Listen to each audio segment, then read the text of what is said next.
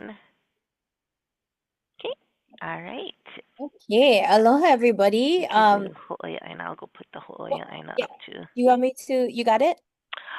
Who's Yes, doing I got the Oya Aina it. today? Hau'oli hiwa hiwa ya. Is it Oh, you? Yeah? Okay. Hello, mine. I just got new headphones, and my headphones and my computer are doing weird stuff. Does anyone know how to get rid of the little emoticon it's recording my voice on my laptop? I don't know how to stop it. hmm. Uh, so what What do is you, it? It's recording you on your laptop? Yeah, or my it looks like a Siri or whatever keeps coming on, and each time it turns on, it turns your folks' volume up. But I just turned off all of the stuff, I think. Okay, but so sorry about that. Sorry, Hau'oli hiwa hiwa. We're all like deer in the headlights. We're like, we have no idea. but I I know don't that, either. you know, on the bottom, there's a more little circle with the three dots, and there's a record to this computer, but I don't know if that's it. No, no, no, thank you. It's something about I'm trying to hook up my headphones so I don't make the whole portables listen to our meeting, but I Oh, don't know how to do it. Kalamai, so yeah. But mahalo. O paha he nino a piliana ke iahana ina hihi ke like oli ke kahi mea cause ano e kupu vai e olelo ke kahi like land acknowledgement like ke la Maikai. ina Yeah, hi. Maikai. Hele Okay. So I'm gonna do an only though it'll be weird to do it over Zoom just because land acknowledgements I think is super important for the people we're hosting. And so okay. I'll just stop share. Kokalia kamanave amoe kola noi. Oi o hallelujah hallelujah manue kan kwai ke kualo noi humale wai kumo ke lai na yu o me wela ka na ele yo anu ya kwai kualan e hai mai mahalo. Mahalo nui a oi, nani vale. Mahalo. Mm-hmm. Wow, I just want to do a Papa Oli. Uh, Mahalo. Mahalo nui. Nani no ke la aloha wau ko ha'i i ke la ano o ke oli. Ale Anyway, mahalo. Ale hiki ke hula, but hiki ke oli. So mahalo oh, la ko hana punahele. So thank hiki a oi ke oli. That is for sure. Aloha everybody. So today we're talking about assessment. Can you all see my screen? Okay, awesome. I never know if I'm doing this correctly, so I always have to double check. All right. So, I have a little more than 20 minutes before our esteemed panel comes over and talks to us about their ways of implementing assessments and maybe even the types of assessments they use in our class. So I'm just going to do a quick overview and kind of ask you some questions and get to know what assessment looks like in your work. Okay, so when you think of that word assessment, what comes to your mind? So when you think about what types of assessment you currently use, how do you know if your students are meeting the course learner objectives or the student course objectives through those assessments that you select? So I want you to just kind of think about those questions. And then, uh-oh. And I just want to take you to take 2 minutes to think about the question about assessment. So if when you're teaching, what kinds of things do you do to check for understanding or to know if your students are meeting your course goals? And then I'm going to drop in the chat a link and I'm going to pray to the Poll Everywhere gods that it works. But I always like to share a new resource each week, and so that we can add that to our toolkit. So we're gonna try Poll Everywhere, which is a free resource online, and it's anonymous. So I wanted for us to try this out, but also to keep the anonymity so that I think for those of you who are newer to college teaching or even just new to Leeward, if you're not sure about the assessments or how it aligns with your course learner objectives, I think just being anonymous in your response is keeps our safe community. So wanted to make sure that I used a tool that was safe and comfortable. So you can either use the link in the chat that I just shared, or you can, if you want to use your cell phone to type in your response, you can hold your cell phone up to this QR code. And once you're logged in, I'm going to just give you about 2 to 3 minutes to type your answers, and then we'll come back together, let's say at 9:43. Okay. Is everyone okay if I switch this screen? Everybody got the QR code or link? Yep. Okay, awesome.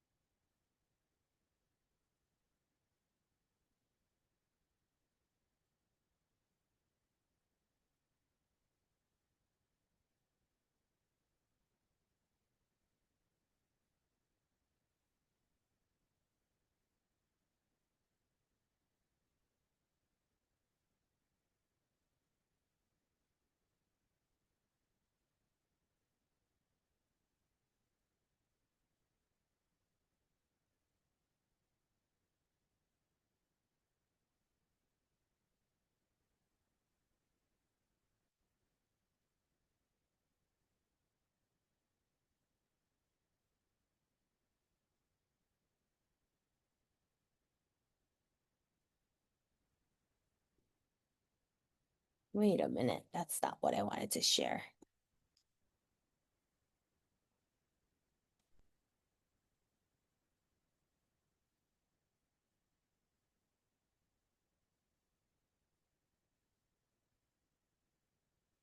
Okay, let's take about 1 more minute to wrap up your thinking.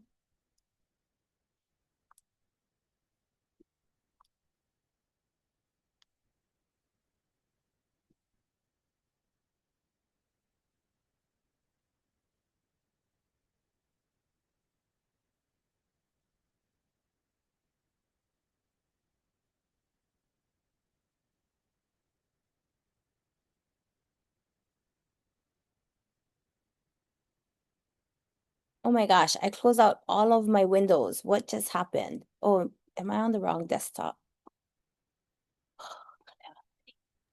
Don't worry, I do that sometimes in class. By accident. Okay, I think I found it. Okay, wait. Let's share again. So we're gonna look at the live results and then just kind of go through it together. Uh-oh.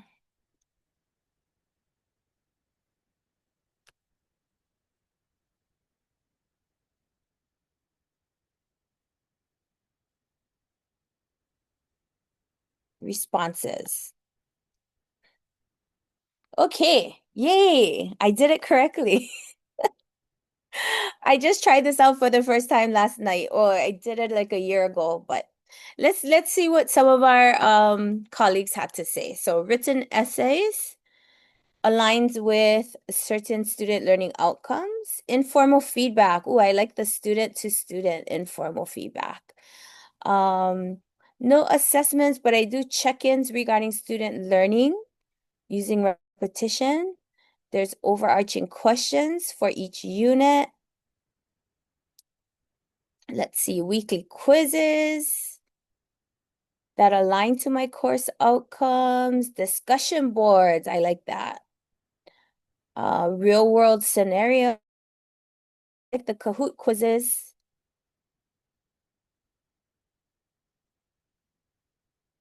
Okay, I revisit questions in the next class to see what they retained.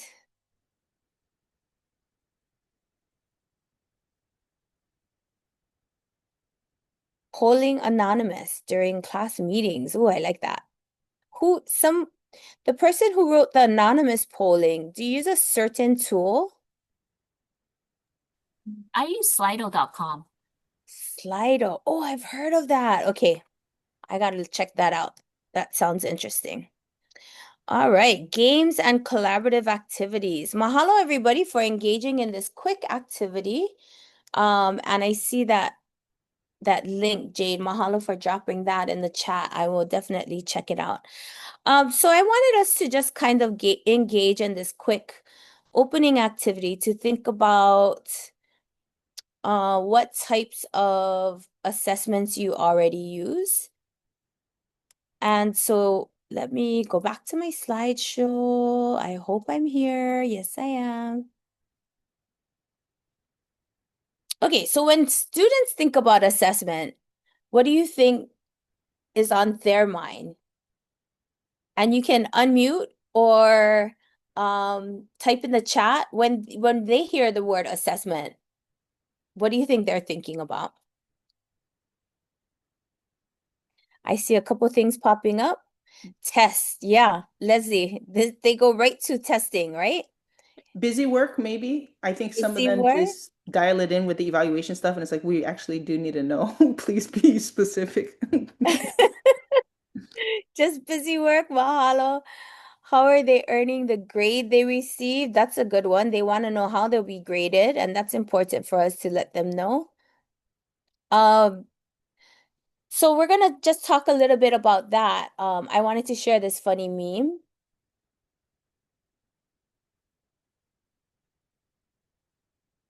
This is me every single day of my academic career when there was an exam.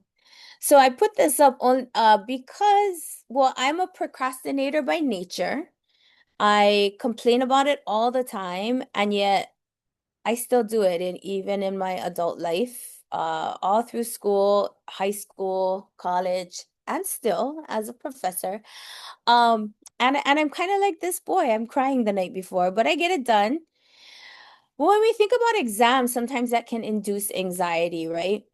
Or maybe this is us as students. Highlighting the important points, but really just highlighting the whole book because I don't know where to start. Oh, mahalo hau'oli hiwa hiwa. I hope that today's session helps you kind of rethink or just go back and revisit your assessments. And then lastly, this was me again in high school. Wasn't a very good study or test taker for sure. And mahalo Benton for sharing your thoughts in the chat. I would tell everybody I had to study.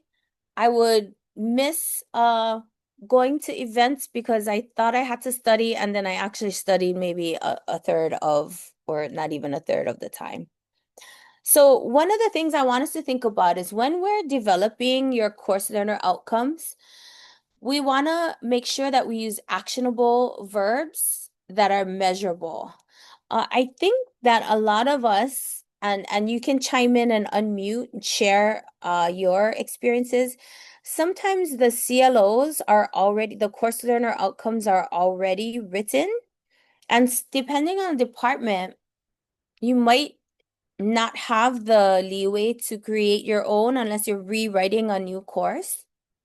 But just in assignments, in building out assignments, we still have to write some objectives, right? About what the students will be able to do by the end of this assignment or this activity. And so these are just a couple of common resources that we use, at least in teaching. Bloom's taxonomy is it's a little bit dated, but it's still very useful. And then Marzano's taxonomy and DOKs are depth of knowledge. This just helps instructors to write objectives and goals that are definitely measurable and actionable. I'm gonna skip this because I'm running out of time. But what I want to just to make this one point about crafting learning outcomes. So it should definitely be specific. Students should know what they're expected to do. It should be clear to the student and then measurable. And when I say measurable, I mean we want to use words that are that you can measure. So for example, a non-measurable word might be students will be able to appreciate modern art. So I would tell my students when they're writing their lesson plans, how are you going to know if your students are appreciating it? Are they going to clap? Are they going to go, hoo-hoo? You know, you can't really measure appreciation. So we want to use words that are clear and measurable. And so I use this. This is not the only way to write an objective, but this is the way that I support my students when they're writing lesson plans, is to start with the verb or the action and describe what the task is that they're going to do, and then explain how the students will do it. So the example that I used here was develop a teaching plan that integrates Indigenous perspectives on history and language, supported by research and community voices. And if I would expand on that, I would say by engaging with at least one community member. This was kind of general, but I wanted to throw that in there.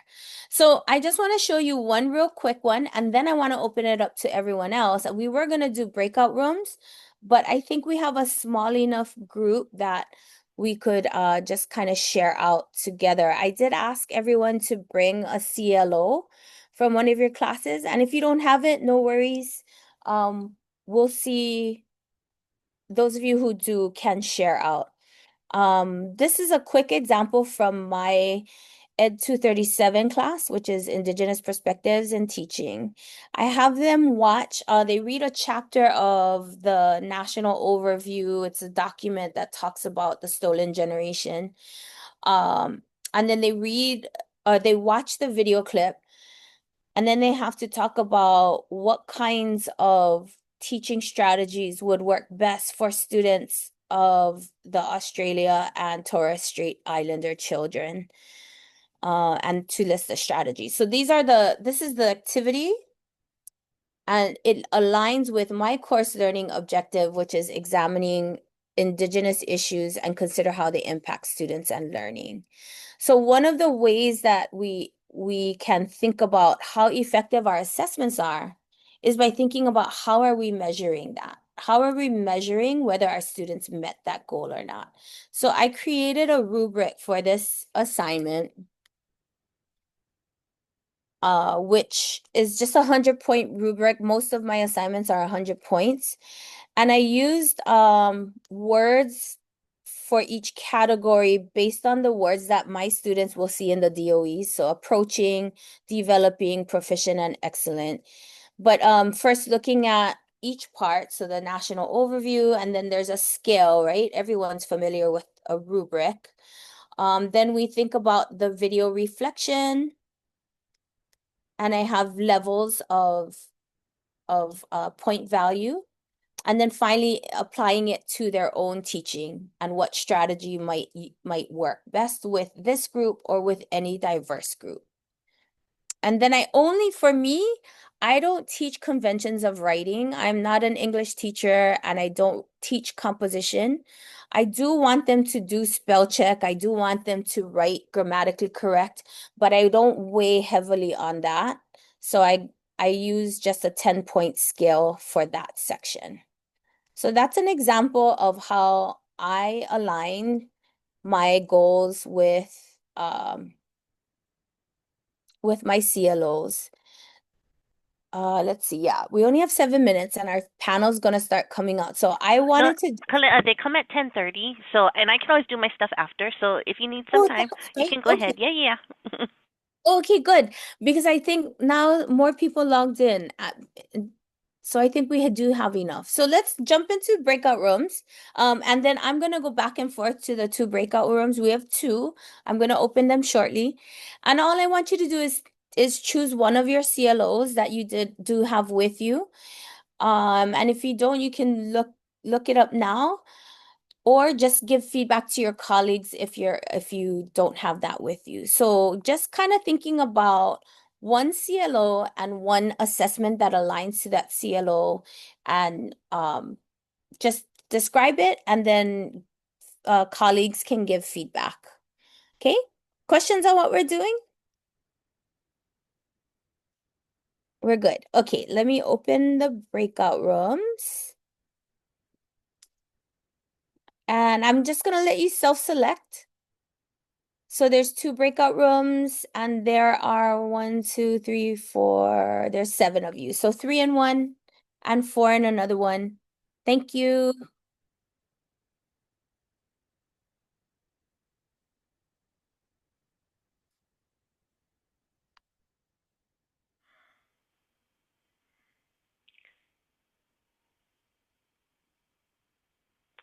Sorry, how do I go to the breakout room? Oh, no worries. I can assign you. Just throw me in. Kalea, I'll go to room 1. Okay, thanks. Okay.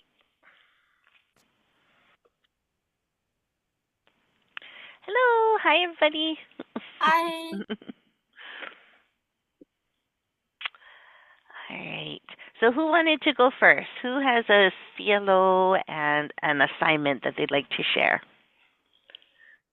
I can go first. Yeah. So one of the CLOs for my Botany 130 class is demonstrate the ability to successfully propagate Hawaiian plants. And these were made even before, so the person who created this course years ago made the CLOs, so I inherited them, but they seem pretty good. So yeah, that's one of them. And then during our labs, the students actually have plant material, and they show me that they can propagate after they're taught what to do. So the thing that I struggle with, though, is knowing, like, we do multiple exercises that show different types of propagation, but what do I use to actually, like, I think,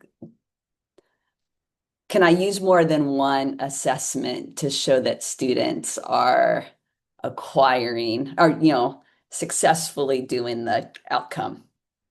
Because it may just not be one exercise, it's multiple. So, yeah. I think you can use multiple because I have assessments, well, not assessments. I have student learning outcomes that apply to like everything we do in English 100. So it's like they're umbrella assessment or types of outcomes, learning outcomes that weren't written by me, but make total sense for everything we do almost. So I feel like yours could be like that too in some ways. Okay, that's helpful because I struggle with, like, if a student is missing one lab, then I want to give them multiple opportunities to show that they can successfully achieve this outcome. But then when we fill out anthology, which is what we're supposed to Oh, do, it asks you for only one assessment type, right? yeah. That's the challenge for us too, is how to do the anthology part of it. So usually we have to select one assignment across all of our sections, and then we have to select from that assignment only. So for students who missed that assignment or did not do well on that assignment, it is what it is. Yeah. Yeah. Okay. So yeah, that's mine. Yeah, I think that's great, Jolie. And I would say, like, I think my heart is in the place where it's like, look, if we're planting all these different types of plants, then yeah, as long as they can show success in one of them. But I do think for recording purposes, like, other faculty in the past have said that it's probably better to just pick one.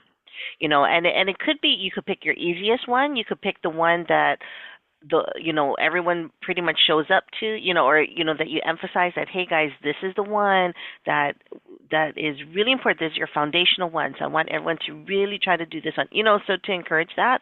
But then, like how Jade was saying, it is what it is. If they don't turn it in, or if they don't do well in it, or you can pick your last one, right? Because they would have had some time to really learn the skills, and then the last propagation they do. So I do think the recommendation has been from some faculty to just do a one-to-one. Yeah. Yeah, So good. That's helpful. good. But that's good. All right. Very good. Thank you. Jade or Joey? I can go, and unless Joey, you want to try yours? Oh, okay. Okay. Oh, All right. oh. Hey, Joey, you Oh, want to try yours? or Sure. I'm still new to this. So Mm-hmm. I was looking at my CLOs and for me with I don't know, it feels a bit too broad in my opinion. Mm-hmm. oh, Mm-hmm. I Yeah. I Um, share in that too with ours in English. They're very broad. and yeah, because all my stuff, I have to follow what's pre-made. Yeah. So after teaching the past few weeks, I didn't realize I had CLOs. I totally forgot it was on the syllabus. And when I looked on the syllabus, it's like, oh, here's the CLOs. And I'm like, huh, this Mm-hmm. is, huh. Um, let me see. So I guess like I'll take one that says utilize operating system interfaces to manage computer resources effectively. I'm Can you not say sure how that to again, interpret Joey? that. So utilize operating systems to what? To manage? Uh, to manage computer resources effectively. Mm. And what does it, so as an ICS instructor, what does that, what assignment do you have right now that's kind of tied to that or linked to that? I mean, it's in a general sense, it just the way that I interpret it is just using a computer. Mm-hmm. Right. Um, so yeah, it feels weird to me. Mm-hmm. Uh, Do you have any like basic assignments or like a paper or like even a test? You can even use a test that would test them on the operating systems. uh, Actually, we don't really the class is mainly focuses on utilizing Microsoft Office. Mm-hmm. Um,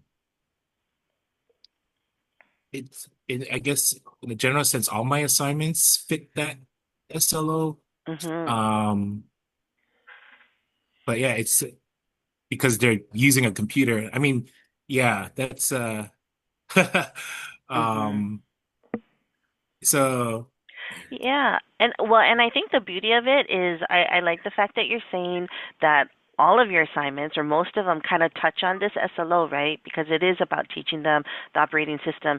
So for you, it's kind of good. You can just pick one, right? Just one of them, and that will be the one that you can align with this particular CLO and just see how they do. Is it mostly like projects that you have them do, or like how do you assess their work, or is it like tests and quizzes?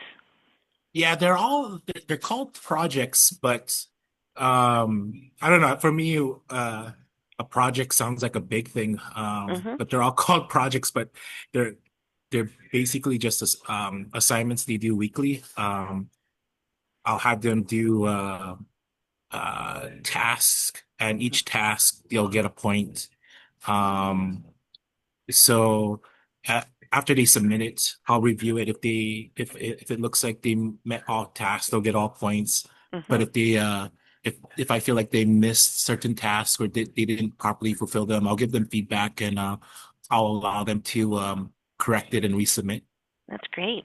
No, that's good. And I like that empathy that you give them and that leeway for the learning process, like allow them time to correct and resubmit.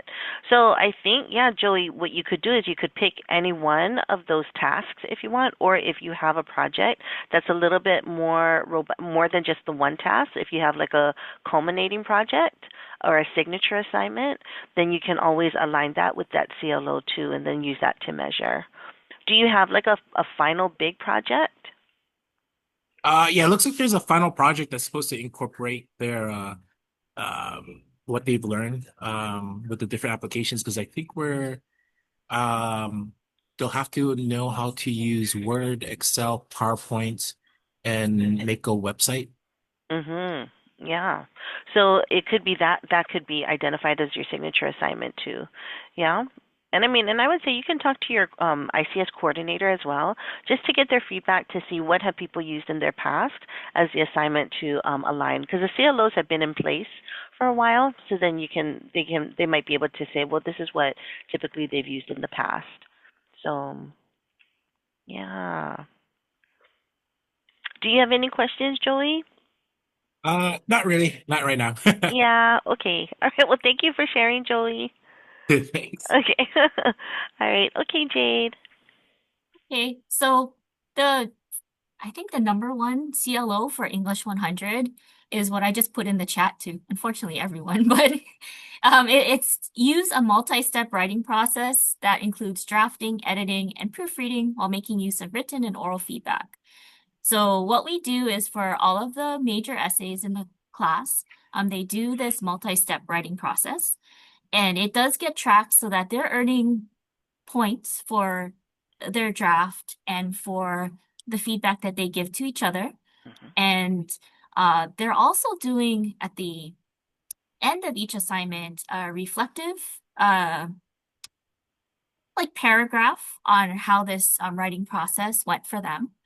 But the final essay is not a big essay where they have to do any research or anything like that, but it's a reflective essay on the writing process for them. So I also can use that as evidence or, just feedback overall on how that went for each student. But part of the way that, in terms of like my dossier and for tenure and promotion is, if I'm asked to substantiate how did my students do with this, like I have numbers, like how many of them did complete drafts out of each class or did participate in the feedback. And then also what kinds of ways that they describe what the writing process was like. But as a temperature check too, I always, in the beginning, I introduce readings about how writers talk about their own writing process, writing anxiety, and so on. And then they write their own reflective narrative about that too. So like they have something at the beginning, they have something at the end of the course. Wow. So do you see a lot of difference between the way they feel about writing in the beginning versus at the end of your course? Sometimes it's not a lot of difference, but I think more of them are on board with the writing process, and they also have more tools or resources in place so that Yeah. they can help themselves through it. That's awesome. I love that, Jade. I love how you take them step by step, and then the final is not this heavy research kind of thing, right? Because they've kind of been through the process, but really Mhm. reflecting on where they are. All right. Yay. Okay, thanks, everybody. Now I gotta go back. Okay, here we go. We had some great share outs, Erin. Did you find anything? Yeah, very, very good. These guys know what they're doing. I know, I need this session. But mahalo for sharing. I heard so many different types of ways to assess and great ideas, very fair ways of assessing what your students know and can do. So I just wanted to share a couple of last wrap up ideas. Something to consider when creating or revising, because along the way, I've been this is my 16th year at Leeward. Wait, yeah, I might be making that up. Something like that. Anyway, it's been a while. And I've definitely revised and changed and thought of new things. And so some of the things I wanted to be sure was I created engaging assessments, but also varied assessments so that I could do and access, I could use assessments that access various learning styles and also make it relevant to their lives. So, also thinking about things that are low stakes and not like all or nothing kind of testing. I like to do peer work, and those are informative assessments. So I don't necessarily have to grade it, but I can still check for understanding while they're talking to each other in a class discussion. Or I like to also allow them to give each other feedback rather than just hearing my voice looking at their work. In considering authentic tasks or authentic assignments, I definitely use discussion posts and Padlet. Now we don't need to use the Padlet necessarily because we can use Lamaku to have the video discussions, and that's been working out pretty good. I tried it for the first time this semester, and I really like it. A couple of you already mentioned using Kahoot and other games. Um, I'm going to be working over the summer to create more relevant to this generation kinds of assessments like TikTok videos. I don't know, that means I gotta subscribe to TikTok, but that's another story. Creating infographics or even creating virtual field trips. There's so many different things that students can do. And in our breakout room, we talked a little bit about AI, which is a topic that we will be covering a little bit later on in our time together. Not today, but in another session. And I think using these authentic assessments versus just here, write a paper can help the students be more creative, put themselves in the project, and not just rely on AI generated tasks. And then I'm going to just wrap up with one thing that I found to be so helpful was to have students create portfolios. And Leslie in our group talked about how she does something similar in her class. Really, it's just a collection of the work that they've done over time in the project, but it also helps them for the workforce. And they can take that electronic portfolio and use that in their interviews. I'll drop the link to her, or yeah, I'll drop her link, her portfolio, so that you can see it if you want to browse it. And I'm just going to wrap up with this one last slide. So I'll give you a moment to read it and then share out, unmute what you think, and any last thoughts on assessment.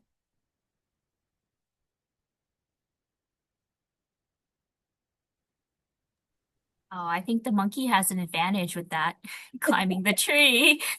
Yeah, for sure. I think it's just very fitting. It's so true that all of our students and us, we're all have different skills and none are superior to others, and how we can't just have one mode of assessment because Right. again, the monkey would have a good advantage, Jade. You're right. Yeah, you got it. You guys got exactly what I was hoping you would. This is kind of a in color, more modern version of the one that I think is in black and white, and it says, I actually wrote the quote down. It says, everybody's a genius, but if you judge a fish by how well it can climb a tree, it will live its whole life believing it's stupid.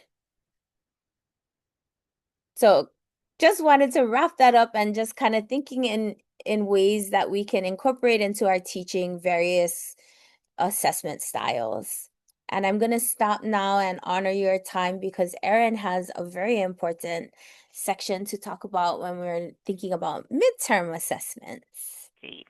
Mahalo, Kalea. So, as Kalea was saying, that was awesome, like a really great foundational overview of assessment and what it means in our class. But what I want you folks to think, a lot of times when we hear the word assessment, people get like, oh, this is boring, or we have to do it, or it's more about compliance.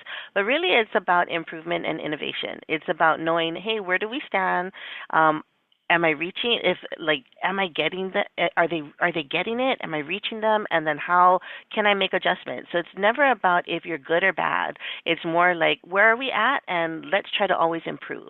And so one of the tools we also offer is called, we used to call it mid-semester assessment, but now I call it a mid-semester check-in. And that's kind of like a halfway point in the semester where you actually give a survey to your students to kind of see where are they in the class. And it's not only about how are you doing, it's not even about that, it's about how the experience is and what are they even doing to contribute. So if you go to your folks' email at 9:30 today, in fact, I'll just share my screen, so I'll kind of show it with you. Okay, so at 9:30 today, you would have gotten an email that says mid-semester check-in. So when you click on it, I sent you an email, and what this is, it's a survey that you can set up with your own classes. And so there's a sample email, but let's go into the mid-semester check-in survey first. So when you click on this, it's going to prompt you to make a copy. It should prompt you. So then you're going to click on make a copy.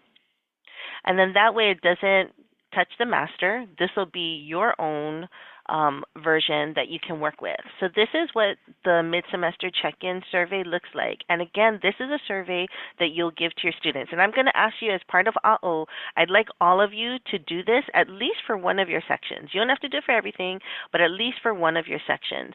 But the idea behind the mid-semester check-in, so this is what you're going to be sending to your students, and you're going to update it a little bit. So what you're asking them is, please share your honest thoughts about your learning experience in my class so I can be aware of any of the needs in your upcoming weeks. And just letting them know that their opinion matters. So what you're going to do is you're just going to personalize it, right? So you can do a couple things. So like, say I went Erin Thompson course, let's just go IS 100 and CRN 55555. Okay, so I could do one survey for each of my classes, or if I'm teaching multiple sections, I could go Erin Thompson, IS 101, 55551, or something like that, right? So you can opt to, if you think your students will be akamai and pay attention enough that they would check the right class, you can put all your classes in one survey. If not, you can make copies for each of your courses, okay? And then some of the questions here, they're all going to be short. It's not Likert scale stuff. It's going to be all like paragraph stuff just for them to reflect on. The course features that are working well, instructor actions that are working well, my actions that are working well, course features that could be changed for better support. The instructor could better support my learning by doing this. I could better support my learning by doing this.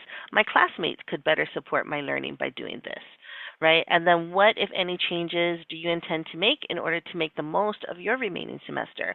So again, it emphasizes that we want to do a check-in, but we're all in this together.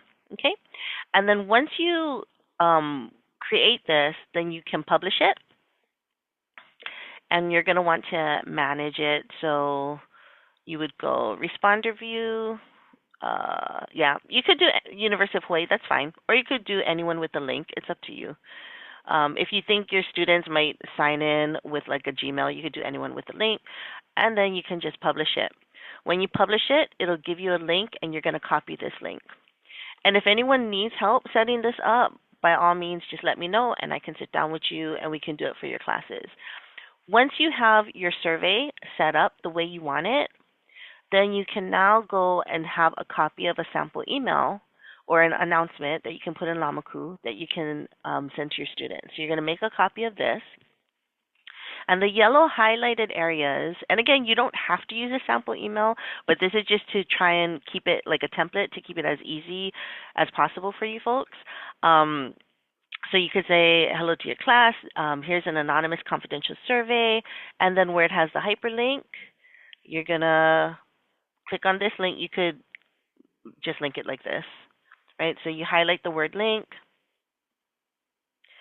and just put in that URL that we just got, right? So click on this link, put your name and your course number in CRN, again, so they have it. Give them a due date, and then put your name. I would also say consider giving extra credit. Like this is the middle of the semester, midterms are coming up or big projects are coming up. That might be something just to, even if it's just a couple of points or like the same amount of points that you might give to a post or something. So you want to earn some extra credit, then have them just email you a snapshot of when they complete the survey because the surveys are anonymous. So you're not going to know who's saying what. So they can email you a snapshot and then they could receive extra credit points. So that's something that you could consider. The other way that you can get them to engage is to just have 10 minutes of your class time and just say, okay, everyone go ahead and do this. And preface it by, this is anonymous and this is purely so that we can just do a check-in with each other and see how the semester is going, with the idea that we want to make it as fulfilling for you for the remainder of the semester. And sometimes this information, you'll be surprised. And, sometimes you'll be like, wow, I didn't realize that this was working. Maybe I can do a little bit more of this. Or, they sometimes have, it's very interesting. A lot of times they'll realize, I haven't been putting as much time into this as I want to, but I'm going to try to really put more time aside to do my homework on time or whatever it is. So it's a good way for them to be self-aware as well. So this, I'm going to go out to the campus, to the faculty, and provide them the resources. I'll do it next week. But for you folks, I wanted to do it today so that you can get started. So the suggested timeline for you would be just doing it. Maybe you can start putting it together next week.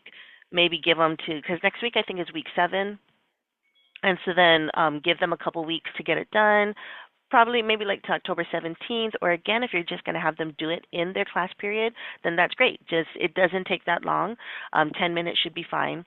And then beyond that, now that you have created the survey, you'll have real-time access to their survey responses, and the survey responses are just for you. And it's not for you to report to anybody. It's just for you to get an idea of, okay, where are we at for my course at this point in the semester? And once you do that, then if you're like, wow, this issue came up, not sure what to do, you can always come to me in Kalea. We can talk it out confidentially. We can look for mentors for you if there's anything that does come up, or if you gain some realizations like, wow, this is really working for me. How do I enhance this even more? So anything that comes up for you, if you want to discuss it, you can even bring it to the group. We can discuss it with the group. But if you want to discuss it more confidentially, you can do so with just me and Kalea, or you can do with someone, a trusted senior faculty in your own division as well. Okay? Any questions about that? That was kind of like a real quick kind of overview of the mid-semester assessment. Or the I mid-semester. wanted to ask you, oh, sorry, Yes. you go. Oh, I just was going to thank you because that's a lot of work, Erin, and I think that's super helpful. I think that that's a really nice thing to do before like the student evaluations. Like it's kind of nice to be able to have a little insight before it's actually something we have to review for like tenure, or I don't know, it just feels like it's nice to have both. So thank you. I appreciate that, Helena. And I'll be honest. I've had faculty that have told me, I'm not going to do this because if I do this, then the students are going to expect that I'm going to change, and I don't have the time or energy to change in the last half of the semester. And I can appreciate it's not for everybody, but I think, again, if we're talking about building community, and it's not like we're on this pedestal and we're performing and we have to have all the answers. We're in this together with them. And if we can tell them that, hey, you're part of this learning community, so what are you doing to make sure you learn? I'm part of this learning community, so what can I do better to create that environment for you to learn? Like kind of just creating that we're in this together vibe, then it takes the pressure off of, oh, they said this will help, and I have to do all these things. No, it's not to say that, and you might not be able to do everything, or some of the stuff they say might not make sense, but at least you'll know where their mind is at, and then you can do what's realistic for you and what makes the most sense for your class, because you do know your class the most. So, good. Any other questions? Jolie, did you have a question? Yes, so I wanted to ask your feelings on including a grade check somewhere in there, like, oh, you have a B right now, and how that would work. in what I you're doing. think that's amazing. I think that's awesome. And what you could do, you could even say, I can't think of any student who wouldn't want to know. I know more students who would want to know. I know more students who get anxiety when they don't know what their grades are or where they stand than those who do. So I think if you have the time and you have the heart to say, hey, just wanted to let you know here's where you're at, and then I want you to reflect on this survey because we're just all kind of just doing a check in with each other. I think that would be an awesome thing to do, Jolie. You know, but you don't have to, or you could always say, hey, here's a survey. I want to see where you're at. If you're interested in your grade or you're not really sure, feel free to email me and I'm happy to give it to you. So it's up to you how you want to do it. But I think anytime we can be transparent and tell our students where they're at, that really helps. Yeah, that helps them. Helps ease anxiety. Yeah. Because and to even let them know, hey, if your grade isn't where you thought it is, I'm here. I'm here to help you get it to where you want it to be. Yeah, Great. good. On Llama Ku, you can make it so that the students can see their grade. Is that something that it's okay to do? Because right now I have it to where they could see where they're at any point in the semester. Mhm. Yep. Yep, that's Okay. perfectly good. But some of them might not really know to go there sometimes. Yeah, So so so saying, sometimes hey, reminding them, hey, this is where you check can in. go and check Yeah. your grades. So yeah, so if you want to do that instead of writing to say, hey, Benton, you're currently getting an A in this class or whatever, right? Then that's fine too. Good. Thank you Hi, for that. Michael. Any other questions? Are we all good? All right. So it's 10:25. Why don't you guys go ahead, take a 5-minute break, and then come back at 10:30, and then we'll meet some fabulous people who are going to talk even more about assessments. Okay. See you guys in 5 minutes. Hi, Michael. How you Look at your doing? short hair. I know, I love very it. manageable. It's Thank my you for. dad look. Yeah, Oh, that's nice. Good to see you. Good to see you. Thanks for being here, yeah, sweetie. of course. Happy to help. I'm, what I'm going to share is not going to be like something that ends. You know what I mean? I'm just going to share what I have and what I have time for, and Mhm. then I've created some resources that they can continue to go through if Oh, they're that's so interested. awesome. I love it. And we do like a recap for them every week, and then we also have a Google site. So if you're okay, we'll post those resources there as well. Is that Yeah, okay? Yeah. for sure. Yay. Very good. Very good. Wait, I'm gonna pause this real quick. Recording. All right. So again, we're continuing the discussion on assessment, and these are four amazing professors who not only value authentic assessment and practice it, but they understand that by doing so, this is a means for improvement. It's not a means to feel intimidated, but it's really a way to check in with students and check in with how we're doing in our own teaching practices. And so they're going to show some of the ways that they have interpreted, and I've asked them to kind of introduce themselves. Let me know if you guys want me to put in the chat how I want you guys. In fact, I will put in the chat how I want you all to introduce yourselves. So I'm gonna list that in there for our speakers. And the first one that we're gonna talk to is Dr. Michael Cottery, who I've known, like for 17 years. I don't know, long time, Michael. So almost 2 decades. And so I'm gonna turn it over to Michael. Welcome, Michael. Well, I don't think anything I'll say will probably give you any new information, Aaron. Anyway, yeah, I think it's 18 years now, which is kind of weird. It's so I'm like now I'm the old guy on campus who like people are like, who's that guy? But it's so awesome to see like new faces. I love Leeward, and I'm just so happy to be here every day. I drop my stuff in the chat. I'm been here 18 years, C5. I do teacher ed. I love it. We started with 20 students. We went up to as much as like 500 students, and Aaron was a part of that. And now we have a nice robust program around 250 students. So very exciting to do that kind of work. I teach classroom management. I teach inclusion classes, inclusion strategies, field experience practicums. I teach some classes at Manoa, both undergraduate and graduate classes as well. Blah, blah, blah, blah. I love when students succeed, and I mean that so sincerely. It is my favorite thing about teaching. Other than I know that there's a relationship between course design and student success. And so I kind of get a little nerdy on that because I know that it will lead to learning and success. So super excited about that. And I know someone at that flag football tournament who's a coach. Is that what you do with your adult time? But anyway, I still do ultimate frisbee, and I have won foosball tournaments in my lifetime, which is kind of weird. I'll kick it over to Pete. Oh, okay. Is that okay? Yep, we can do introductions for everybody first. Okay. Okay. All right. That throwing me a curveball there, Mike, but that's okay. I thought we were going to do it I don't before we mind. did our little Yeah, presentation, but that's okay. You can I'm do cool. that, Pete. I can I'm good go. with it.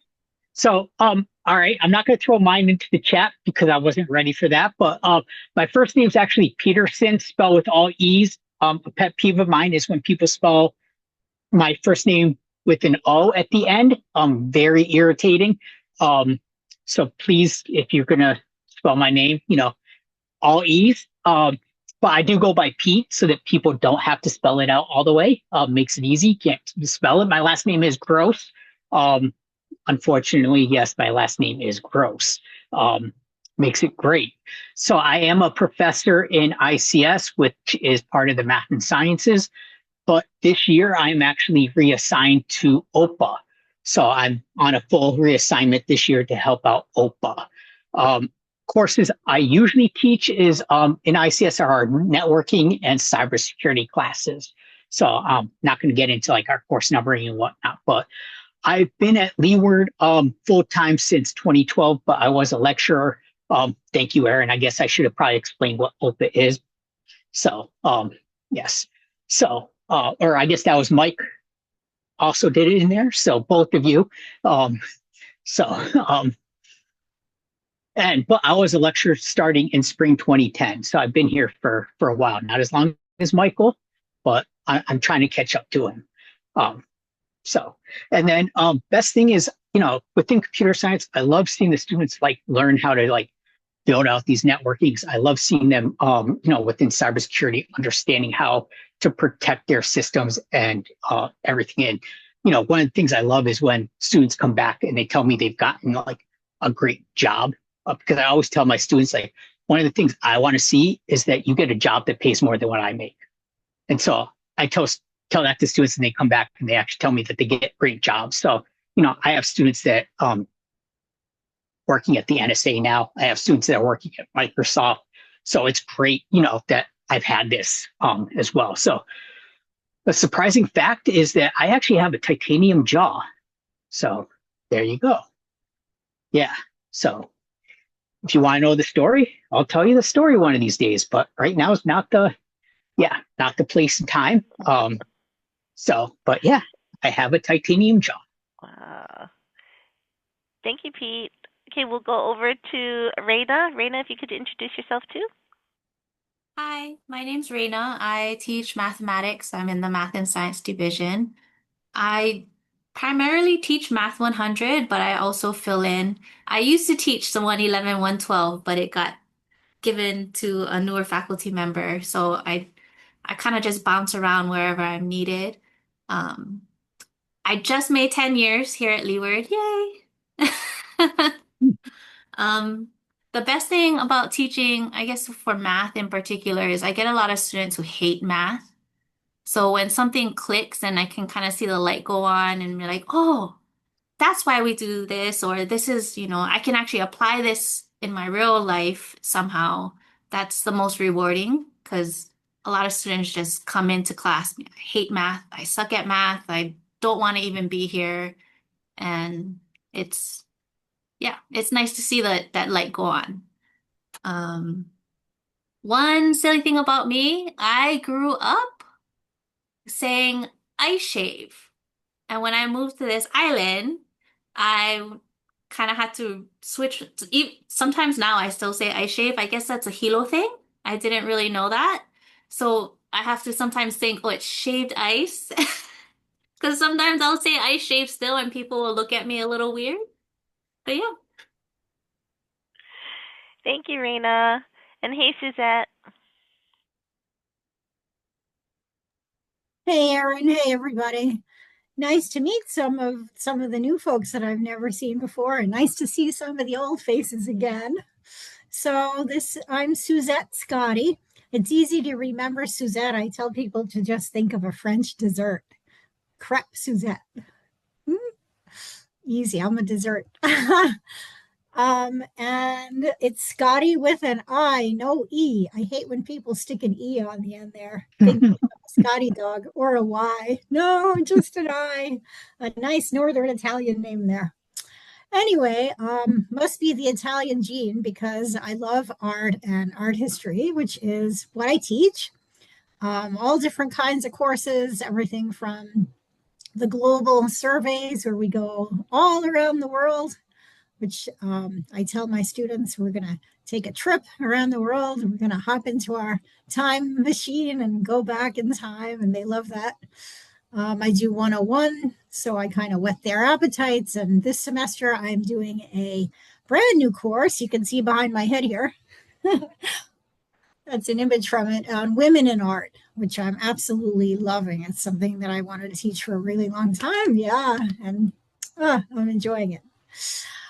So what do I love? Well, I love introducing students to art history. So I know I have a lot of superb colleagues. One of them is here with us today, Helena, who teaches printmaking. I don't do the studio side of anything. That's not my thing. I'm an historian, and I always have to explain to people that there's a big difference. Don't ask me to draw or paint, because my 6-year-old niece does that better than I do. But I concentrate on the history side of the art. And kind of like Raina said that her students always kind of came in, a lot of them not liking math.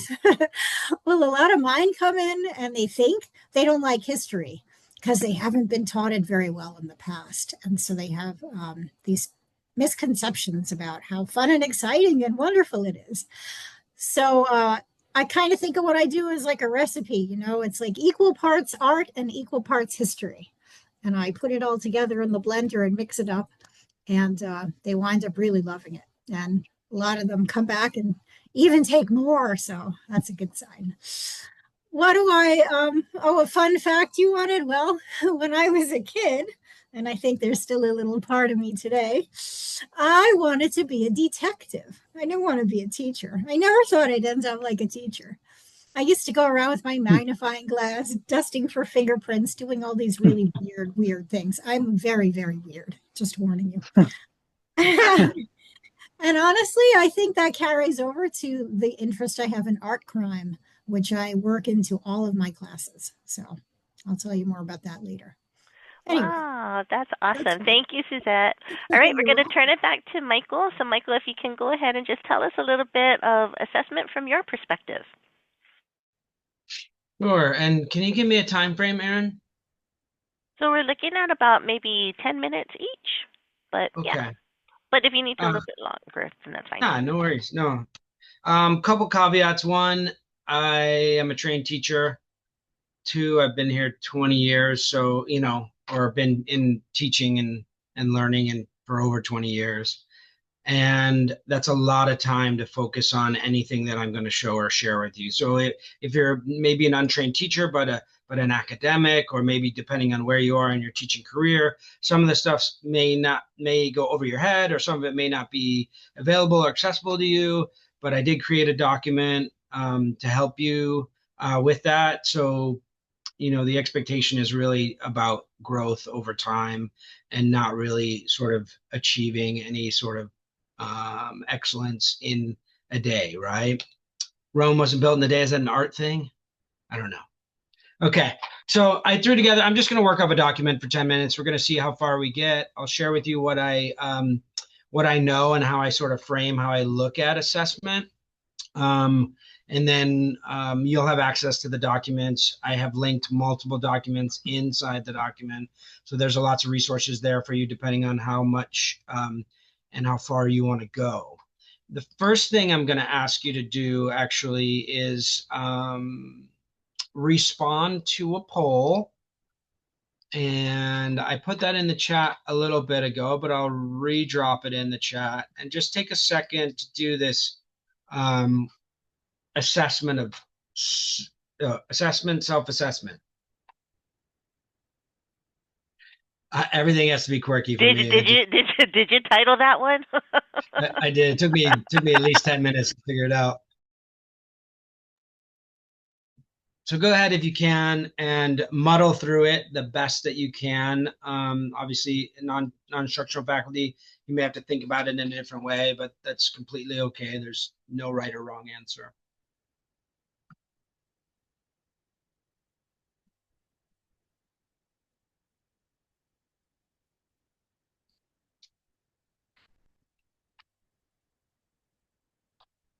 And this might take as much as 2 of my 10 minutes, Aaron, so, or more, and that's okay.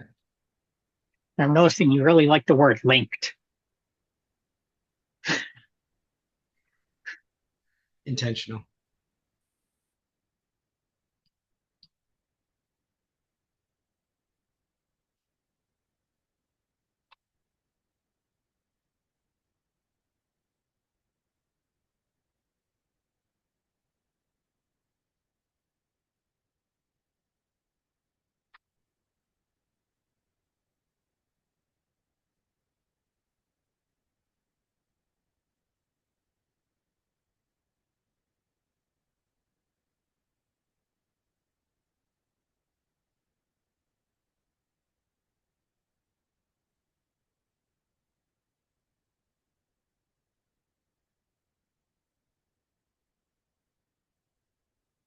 I have the first couple of responses coming through. It's kind of inconsequential, you know, it just depends on how much you want to give to it intellectually.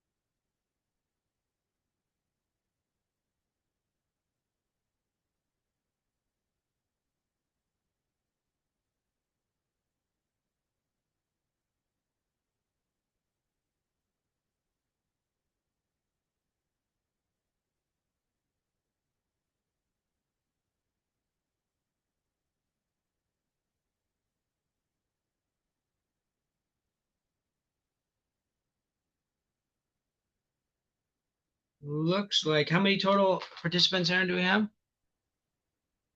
Pardon? How many total How many? participants? We should have 7, I think. Awesome.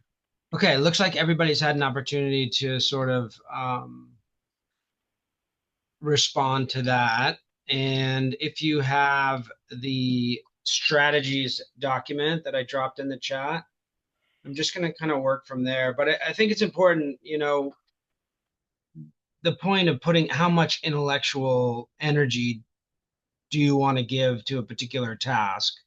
And that could be influenced by how much time you have, where you are in your career, and so on and so forth.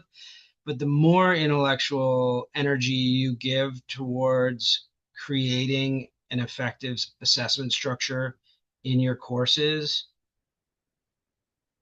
the better life is going to be for you and your students. I can't put that any other way in terms of reducing stress, clarity of instruction, reducing questions, reducing emails, increasing learning, increasing engagement, you know, all the kind of buzz stuff.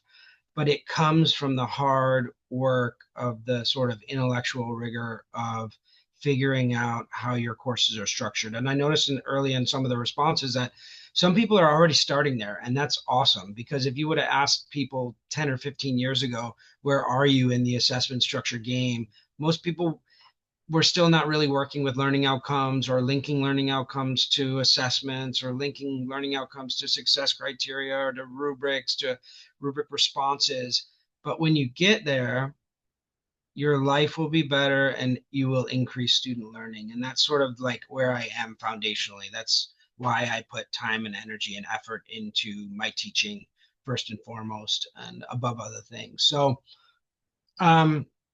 my philosophy, I guess, while I'm not a company guy, and probably that's not really my personality, I'm a bit more of a rebel. I very much look at the standards that are shared by UH, in particular, the online teaching standards. And you can use those standards and apply them to your in-class teaching, or you can look at those standards and apply them to your online teaching. I use online teaching, my online teaching websites and structures and assessments and rubrics. I use them for my face-to-face as well as my online courses. And I think that making that instructional shift many years ago made life easier, because I'm making changes to a course and then deploying that course irrelevant of the modality, as opposed to having a different course for the different modalities. I'm going to shoot for what, 3 minutes from here, Aaron? Is that okay? Okay. I guess for the point of this, I'm going to leave you with this document, and just rather than share with you sort of, all of its underpinnings, just how it's organized, so that if you have the time and intellectual energy to give to assessment design, assessment structure for your individual courses, then, feel free to use this as a resource, or feel free to reach out to me at any point in time. I'd be happy to share with you what I do, for my courses. So I just linked to my philosophy. It's just that I have outcomes. They're very clear. They're linked to all of my assessments. They're linked to all of my rubrics. They're linked to my rubric responses. So I try to be visible. I shared with you 2 curriculum course maps, one of my courses at Manoa, and then one of my courses here at Leeward. I actually shared more than that, but I shared those in the document. And if you want to see how I organize my assessment structure, those are linked in this document under the spreadsheets that are titled the curriculum course map. My philosophy is that my assessments are varied and they're authentic. And so what I did in an effort to support you, if you are interested in varying your assessments, is I included some research-based instructional frameworks that you can use to think about your own assessments and whether or not the assessments that you provide to your students are diverse enough to increase engagement. I have a very routine way of engaging with assessment in my course, in the sense that all my assessments are structured the same, even though the content's different. They all have the rubric in the same place. They have the SLO in the same place. They have the examples in the same place. I give examples for all my assessments.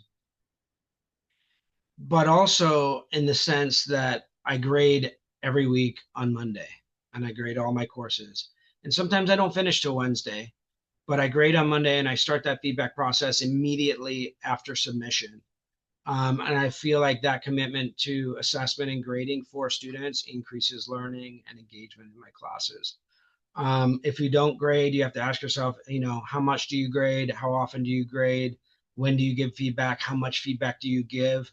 I've shared all of that stuff with you hidden in this document. So if you do, sort of work through it, I think it's logically organized. You should find that information.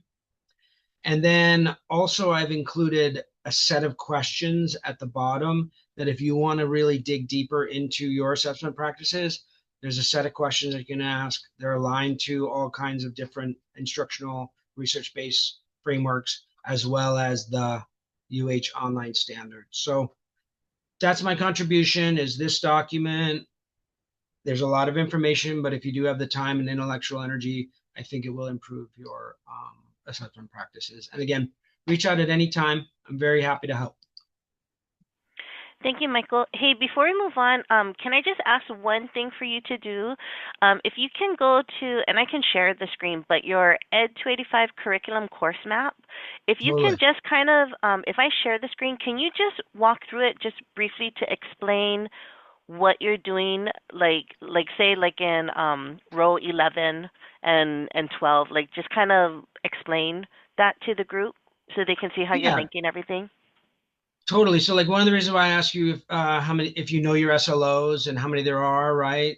I have, for most of my classes, however many SLOs I have, that's how many modules I have, right? Or depending on the class. But anyway, I have my SLO, and then I have the learning outcomes below, or the CLO, right? 5 CLOs, and then I have my learning outcomes below. Each of my learning outcomes is associated with an assessment or 2 assessments, right? And then each of those assessments have rubrics, and then each of those assessments have rubric responses, which are the feedback that I give to the students in a format that is set up in relation to the rubric, and it's quite extensive.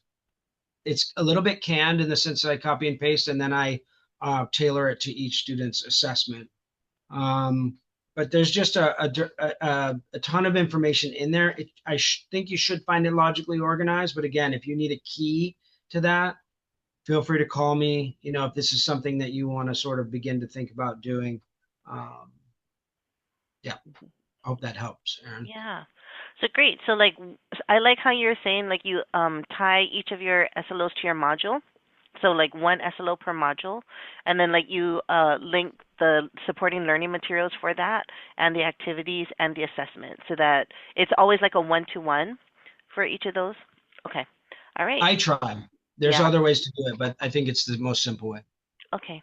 Thank you so much. And it's good to know that in case people do have questions, they can also come to you. So thank you, Michael.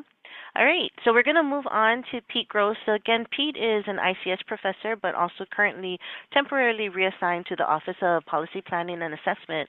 So he kind of has both the instructor hat on, but also the Office of Assessment. He also has that hat on as well. So Pete, go ahead. So yes. So because I have the assessment hat on, I'm actually going to take a different approach to this, where I'm not really going to focus how I handle assessment, but I'm going to take the approach of like why we should be doing assessment. Because I feel like, you know, we always talk about like how to do assessment, but it's kind of like, what's the point of assessment? You know, I feel like we always kind of overlook that. So I kind of felt that, you know, let's talk about why we should be doing assessment. And I'm sorry, Mike, you're going to hear the same thing you heard the other day. So I'm going to share my screen. All right. So why assessment? So I'm going to just do a quick overview, and all right, let me look at my time so I can stay on track for my 10 minutes.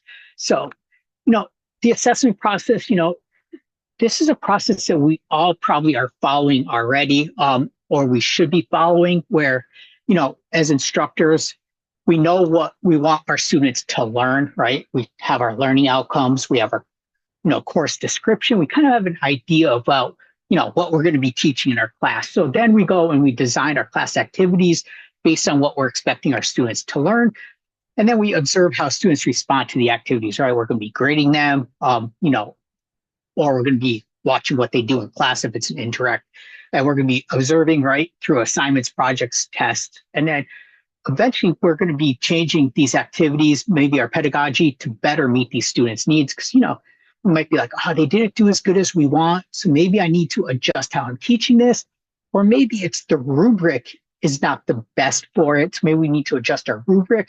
Maybe we need to adjust our teaching style, maybe the content. So we got to do some self-reflection, maybe some self-improvement as well on this. So, you know, this is kind of your your 5 steps as well for that we should be looking at. So and assessment. So I'm going to go through this pretty quick because I am on a time limit. So assessment, we have data that grows, and we, a lot of times what we're focusing on are our CLOs. We might also hear these as SLOs, so course learning outcomes, student learning outcomes.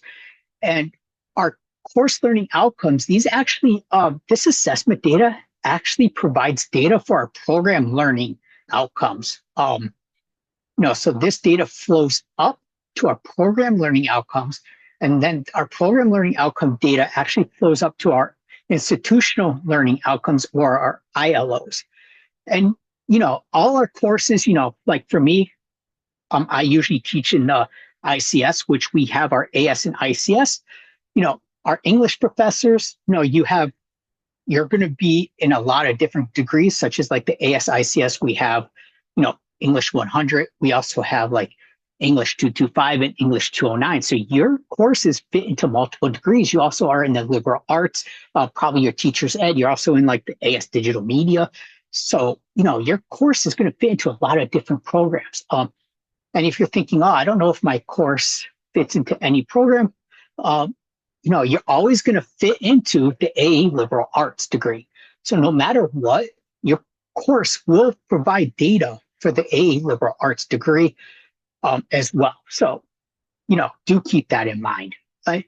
And then, we could also flip this pyramid upside down because, we can invert this. And as instructors, we always think about how my course is doing. So we think small, right? Because our courses, if you think about it, our course CLOs are kind of small, but then we have program coordinators who are think about bigger picture about the entire program, right? And then we have ILOs, which is our administration, and they're kind of thinking about how's the entire college doing, right? So they're thinking bigger. So, right? So this is how everything all works together. So you can see why it's very important that we do our assessment, because our CLOs provide data to our program coordinators, and then our program coordinators, this data provides information to our administration so that they can understand how the college is doing as well. And so as well, you should be documenting your assessment data. This is a key part that I feel like gets missed often, where what we should be doing is we should be entering our course assessment data, your CLO performance, annually into our AMS, which currently we are using Anthology. If you've never used Anthology, if you don't know what it is, reach out to me. I'll sit down with you. I'll show you how to use it. It's not too bad once I show you how to use it, but it can be a little scary at first, but it's pretty easy to use once you see how to use it. So yeah, just reach out to me. I can help you with that. And I know I say annually, it's great if we can start tracking data, because the more data we have, it's just easier to do data analysis with. We have policies that do say we should be entering data once every 5 years, but if you only have data once every 5 years, it's really tough to do any data analysis on data that's, once every 5 years. It doesn't really help us long term as well. So if you could do it annually, that's great. Why does it matter? Like, we can use this to track how teaching impacts learning, right? Because we're here to help our students learn. So we want to do this so we can improve our teaching abilities. We improve our teaching. This is going to impact our students' learning. They're going to come out of here with better knowledge, better abilities. And it's just going to be, for them moving forward in their career or transferring to another college, it's just going to set them up for better success later on as well. And as well, this is going to provide evidence that, we are doing continuous improvement as well. For those that are, starting out as a lecturer or as a full-timer, you're going to have to provide data in, your lecture evaluations about how you've done assessment into your course learning outcomes. If you're in a tenure track position, you're going to have to provide data in contract renewals and in your tenure and promotion document about course assessment. So by documenting it in an AMS as well, this is a repository where it's stored that you can go and grab this data later as needed too. So it's just a great way to store your data for retrieval later. And so, right, benefits of this documentation as well is, it's going to help instructors adjust and improve our teaching, right? That should be our goal. We're going to want to be the best instructor that we can be, right? As well at the program level, it's going to show how courses all fit together, because you can take your course learning outcomes and you can map these to your program learning outcomes. So you should be able to see how your course learning outcomes map to your program learning outcomes as well. So, so do keep that in mind. And this also helps us improving our program so we can do a little bit of closing the loops. And at the institutional level, your program coordinators, you might not be aware of this if you're just starting out here, but every year we have to do this ARPD, which is basically a program review, an annual program review, and then you do a CRE, which is a more in-depth program review every 5 years. And basically, this is something we do that, programs can request new resources and things. So we can do these, and we have to provide analysis about program assessment in these, and they can request resources. So if we have good assessment data, we can actually say, hey, look, this course is, it's lacking. We're not meeting the requirements of, 70% of the students are not meeting this learning outcome. I want to be able to do X, Y, and Z. And so they can request this resource in their ARPD. And then the college can say, all right, we're going to purchase this for this program. And so these can make these requests through the ARPDs. You kind of, if you were at convocation, you probably saw this, but here's the 6 steps I added. In convocation was 5 steps. I added 1 step in because I thought it was important, where step 6 is the one I added in, which is submitting your results to the AMS. But, we saw this in convocation, so I'm going to skip over this because I only got like a minute or 2 left. And so as well, assessment should be a collaborative process, I feel, where faculty, if you're teaching the same section, we should work together. Even if you're teaching different courses, you can still collaborate. You can still work together. We can share best ideas, share best practices, even across programs, because you can share best practices, best ideas. And again, we should be supporting each other's growth as educators, which is why this program is great, because we are helping one another, right? We're reaching out, we're supporting each other's growth as educators. So, if you have any questions about assessment, please reach out to me. This is what my job is here in OPA, right? So please reach out to me if you have any questions. And I can drop my email into the chat in a second. So, if you got any questions, if you want help with anything related to assessment, please contact me. I can set up a meeting with you and we can sit down and, we can talk. So thanks. And 10 minutes right on the dot. Great. Thank you so much, Pete. And again, Pete's a great resource in terms of, because assessment is what he's living right now. So as well as Michael, so all of the presenters are excellent to follow up with if you do have other questions. So thank you, Pete. All right, we are going to move on to Reina, our professor from math. Hi. I know all of that is a little overwhelming, when you hear everybody sharing. I do want to share that as new faculty, you can always reach back to your division chair or your program coordinator, because every division will work a little bit differently. I know English, sometimes you do collaborative grading for essays, like for math and science, or math in particular. For the entry-level classes, we all use the same curriculum and forms of assessment.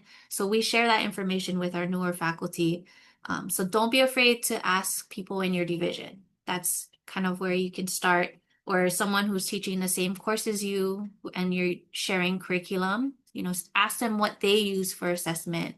That, starting out, you might not know where to start, and that's a good place, right? And then as you grow as an instructor, you can modify things as you go along. But this is your first semester. You don't want to get too overwhelmed. So ask questions and ask for help if you have any. I did want to share a sheet that I actually share with my math faculty who teach the Math 100 courses. I dropped it in the link or in the chat. It's a spreadsheet. Of course, I love spreadsheets. You can do formulas with it. But it's kind of a basic outline. I know all of your assignments should be mapping to, your CLOs, your course learning outcomes. But when you're doing formal assessment, it is possible to choose particular assignments. So you don't have to worry, okay, need 5 assignments for this one as a CLO or multiple. You can pick one that you think is the most appropriate, that aligns to a CLO, and use that one tool to assess whether or not students are being successful or not. And then this template is for my Math 100 course. It has the CLOs, and notice you can write down what the tool you're using to specify, just as a reminder for yourself. As students submit or a due date passes, you can always update this spreadsheet, and you can add tabs for every year.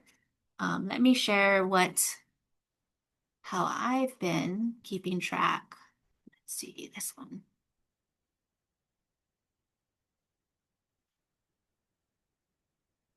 So this is how I've been keeping track of assessment. Sorry, it says SLO because it used to be student learning outcome, but now it's course learning outcomes. But I do keep track every semester of, student success, how many students I have in my class, how many students are passing with a C or better. And then I break it down per CLO. And I always add notes to myself, whether it's a face-to-face, async, early college, just in case you want to analyze your data later on, because you do things differently based on the modality of your course.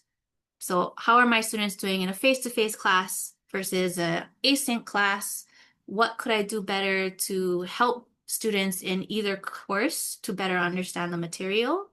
And this is mainly for you to see how you are doing as a teacher, right? Your primary responsibility is teaching and to your students. And, some semesters you might not do as well as others, and that's nothing to freak out about, right? Usually this happens all the time. One group of students are very well acclimated to college, especially for a math class, and then one semester they might not be and might need more supports. But it does look overwhelming. But once you get into it and you keep your data, I keep it in a Google Sheet just so that it's all in one place, and I can refer to it whenever I need to. But feel free to copy that spreadsheet if you think it might be useful for yourself. And I also wanted to share that there's formal assessment, which is the spreadsheet I shared with you, as well as informal assessment. So when you're teaching, chances are you're already doing a lot of the things that we're going to be talking, we've spoken about so far. For informal assessment, you want to think about what policies you have in your classroom, what, in your syllabus, and what you institute for due dates and penalties for your students, and kind of evaluate over time what's working and what doesn't work. And you can always change from semester to semester, but you should document it. So if you do make changes, you want to be able to say why you made those changes and how it helped your students be successful in your class. So if you're writing your promotion or tenure application, contract renewal, those are the types of improvements your colleagues want to see. Okay? So for my classes, we do mastery learning, where students are able to repeat homework assignments and redo problems, because math is one of those where if you're using a software or even turn in homework on paper, the answer is either right or wrong. And we don't want to penalize students for making a mistake. So they have the opportunity to redo work in our classes as many times as they need to understand the concept and move on to the next concept. And I know it might be a little bit different, and in English, you have essays, so you might be submitting a draft, or you might have multiple drafts. And it does depend on the content of your curriculum. I know math is a little bit different. We also allow students to submit work late because life, right? Things come up, people get sick, things happen at home.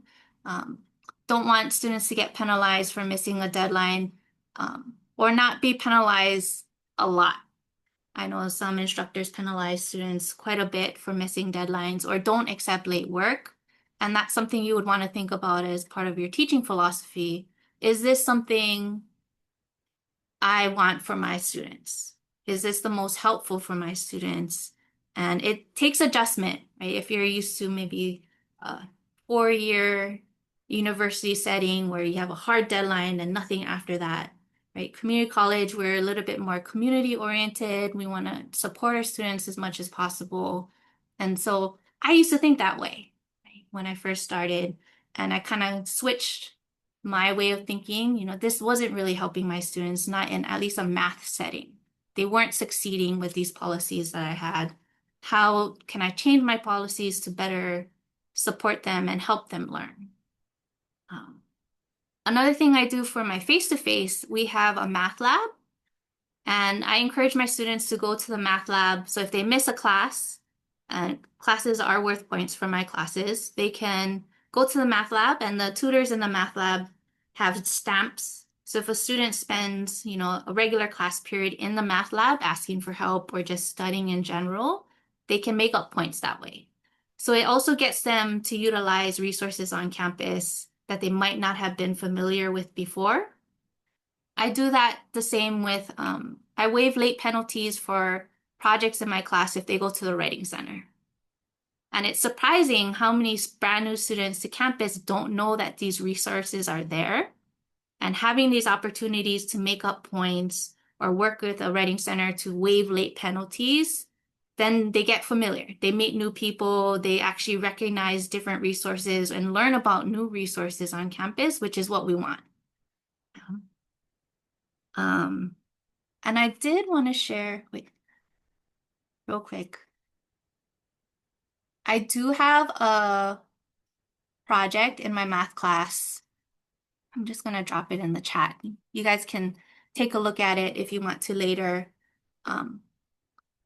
But it's a project where students think about saving and how it relates to their own lives. And I do have a try it out slide if you wanted to kind of take a look at the Google Sheet that I have students use. But they look up wage data and they do some calculations on a Google Sheet. And I share a link with the Google Sheet that you can test out on your own. It makes a copy of the Google Sheet. You can see sort of the different calculations that they do and information that they use. But as you can see in my description, I do have flexible timelines. So students get a regular due date and a late deadline. For faculty, we expect at least a 1-week turnaround for grading for projects because it is a little bit lengthier to grade projects than it is to like a homework assignment where it's right or wrong. So we read through a lot. We add comments through a lot. The one thing, I don't know if any of you else had an issue with, but we started seeing more students using AI, weirdly enough, on a math project. So I added a little comment in the project directions that if there is a written component for the project, that students are expected to use their own voice. I did not expect as many students to be using AI as they have been. And for my project in particular, it was kind of obvious because they would be copying and pasting and all of the bullets and the bold and all of that was there. They wouldn't even edit it. They would just copy and paste from like ChatGPT. So this semester I added in a little blurb. Don't use AI. It's not as meaningful for you. If you are using AI, you don't get as much out of the project if you are using those types of tools. And I just also wanted to share, like, with this project, students have shared comments about the project itself, you know, that they really enjoyed kind of looking at things differently and applying the mathematics in a way that was relatable to them and being able to even share that information with somebody else, building critical thinking skills. And then another student liked how the pacing of the course. And they had a regular deadline. They get an extra week if they miss something or needed extra time. But yeah, I don't want to go over too much. I know it's a lot of information. I'm sorry. Feel free to email me or ask questions. Thank you so much, Reina. Yeah, assessment is a huge topic, and so you're going to get bits and pieces, but I loved some of the things that you definitely shared, Reina, and we'll talk a little bit more about it, like the flexible ways of looking at the grading, how Reina was saying, like giving the 10%, the late penalty, waiving that if a student goes to a writing center as a way to get them to use some of the resources on campus. We've had other faculty that will not take any late penalties on the assignment itself. They remove the lateness and they have another category like a professionalism grade. I know Teacher Ed would do that sometimes, so that when you're assessing what the student turns in, you really are just looking at what they turned in and their work. And the lateness of it is in another category, in a professionalism grade. So there's different ways that you can do it that allow flexibility for the student, and then also can help you with the authenticity of your own assessment practices. But thank you, Reina. So great advice. Appreciate it. And now, last but definitely not least, or do we have any questions or something? I was going to say, definitely do not include the late penalty for assessment data, because that's not really the student's work, right? That's part of the grading mechanism. So if you're submitting your assessment data, that's not really part of your data, right? So you should remove any late penalties for your assessment data, because that's not part of your true data. So do keep that in mind. Yeah. Thank you, Pete. All right. Last but not least, we have Suzette. Hello, Suzette. Hello, everybody. Okay, I wanted to say how helpful I myself am finding all of this. I also have had issues with AI, Reina, and I know sometimes they don't even bother to edit it, and you can tell that they just copied and pasted it, and even something like an open question in a discussion forum, and you think, there's no need for AI, just use basic thinking, use your brain. But I've had to come up with ways. We should really probably have a session just on that. But anyway, back to the topic of assessment. So I'm going to maybe talk a little bit more about the kinds of assessments that I do, and that's really based on my philosophy of assessment, which is that I want to take the anxiety out of it, both for myself and especially for my students, because I remember my stomach used to do flip-flops every time I had to go take an exam or something. I couldn't eat. It was terrible. And so I try to make my assessments unstressful for the students, because I definitely think they're going to do better if they're not stressed out. So I try to aim for variety. Maybe they're not good test takers. So I have reaction papers, I have response papers or reflections or whatever you want to call them.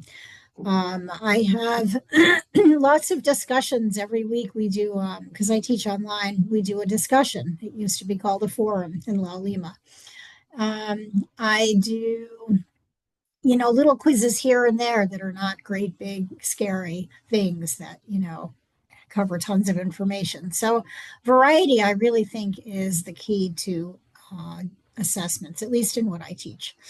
And hands-on learning. Also, I like to send them to the museum and have them do a project. And that's always a really good way of assessing what they're learning, because they have to apply the terminology. They have to apply the knowledge of history that I taught them, what they know about the culture.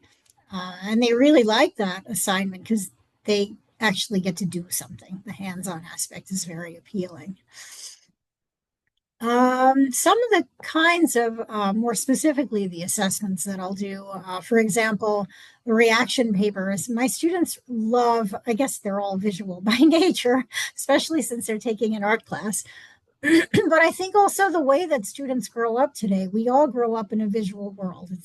You can't deny it. Images are everywhere. It's just that we don't often spend very much time analyzing them, which is what I do in my class. And so students tend to like film a lot, and I use quite a lot of videos. I use Khan Academy. I will use Canopy. They have a great selection. And one of the movies they really love is Loving Vincent, about the last years of Vincent van Gogh's life. And I have them do a, a reflection that covers a couple of my SLOs. And they always do very well on it because, you know, it's something that actually is quite emotive for them. It's not, I have this idea that you don't just learn with your head, you also learn with your heart. And certainly I think this is a good example of that. They tend to do very, very well on this particular SLO because it's appealing to them emotionally as well as intellectually. See if I can move my head out of the way. Yeah, the actual SLO, it's a little tricky to measure. It's described the power of the visual arts as a means of human communication. So it's very different from measuring, you know, a math problem or something, or an IT problem. I have to devise different kinds of assignments. I do have assessment rubrics. I'm always working on them, always trying to improve them. And this is the one that I give the students for that particular assignment. They have to recognize the challenges that Van Gogh faced, analyze 3 of his paintings and how they communicate, because the emphasis is on communication, how art communicates. And then they have to analyze a quotation based on the movie and talk about how art can serve as a means to human communication. So that's just an example of one of my SLOs and how I measure it. I'll skip that. I mentioned the Honolulu Museum of Art project. So every semester I go there and I meet them and we do a tour together. But even if they don't come on my tour, they have to go to the museum on their own for the project. And those are always wonderful occasions. And I think real world application, as Reina was saying a moment ago in hers about the assignment they do on savings and how to save money. That's always a good topic. I also try to do real world applications. So this is one example. So we study Buddhist art and I take them into the Buddhist gallery. And that's why you can see Guan Yin behind our heads. And we talk about what they learned and I ask them to apply it. And that's one way that I can do a kind of informal assessment. I'm not, you know, grading it or anything like that, but it's a way of continuing what they learn in class and taking it out of the classroom and applying it. And one of the things that I hope, and this doesn't have much to do specifically with assessment, but it's that I want my students, even when the class is over, to go on out into the world and keep enjoying art and keep learning about it and keep visiting museums and travel and visit the places that I taught them about. So, you know, I try to make the assessments, what's the word? Make them enjoyable. I want the material to be you know, meaningful to them.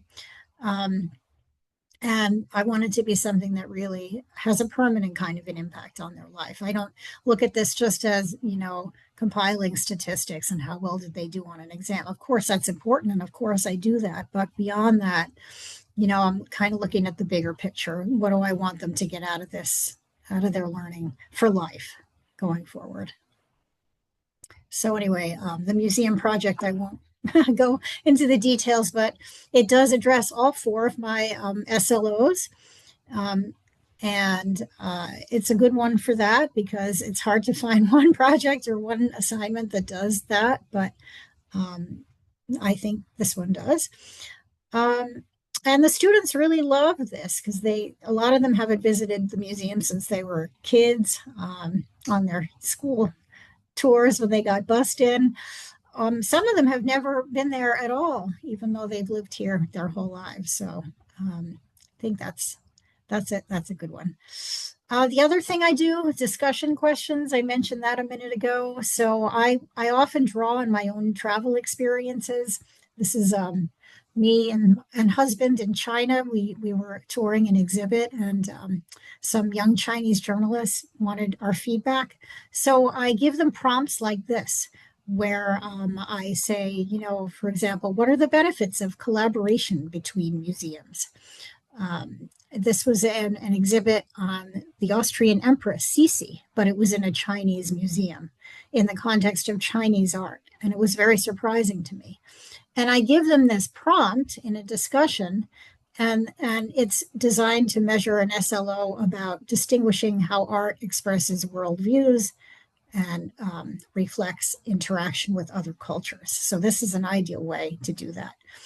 And I find that these sorts of assessments where I personalize them are very appealing to the students because, you know, they feel like they connect with me, they connect with the idea of travel, and they see that, you know, the things that we're learning actually really do matter and do have real world meaning. Another thing I do, this is just another example of something I have them watch. I mentioned that I bring in art crime into my classes as a theme. I have them watch a documentary on the Monuments Men on Canopy about looting of art during World War II, and then I have them do a reflection paper on that. And that analyzes an SLO that I have, which is analyze the social value of art. And I ask them to reflect on what would the consequences for society have been if this art had gotten destroyed? How would our world be different today if the Nazis had succeeded in their plans to destroy art and loot it? So this is speaking to the social value of art. So I have to get very creative with my kinds of assessments because the SLOs are not the sort of thing, they're not like statistical SLOs, they're big idea SLOs. And so I try to come up with a lot of variety to measure those. Yeah. And then, you know, I like them. Oh, and this will be the last thing I say because I know I don't want to run over time. I also try to connect my SLOs with current events. So that's about speaking to the relevance of what they're learning. And for example, I give them a discussion question about the way that art has been vandalized in museums recently by people supporting political causes. And they really love that one because, you know, many of them are staying in touch with current events and they feel very outraged and very indignant about that. So that's a good prompt, again, for the social value of art.